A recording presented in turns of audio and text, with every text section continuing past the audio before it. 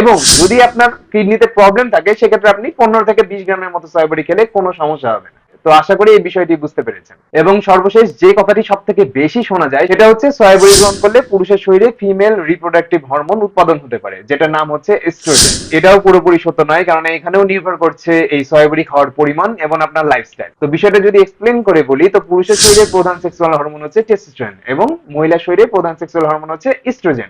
এখন পুরুষের শরীরে টেস্টোস্টেরন এবং ইস্ট্রোজেন দুইটাই থাকে, মহিলার শরীরেও টেস্টোস্টেরন এবং ইস্ট্রোজেন দুইটাই থাকে। এখানে নির্ভর করছে হচ্ছে পরিমাণ। এখন যদি বোঝার সুবিধাতে বলি, ধরে নিন আপনার শরীরে 100টি সেক্সুয়াল হরমোন আছে, এর ভিতরে 80টি আছে হচ্ছে টেস্টোস্টেরন এবং 20টি আছে এস্ট্রোজেন, যদি আপনি একজন পুরুষ হন।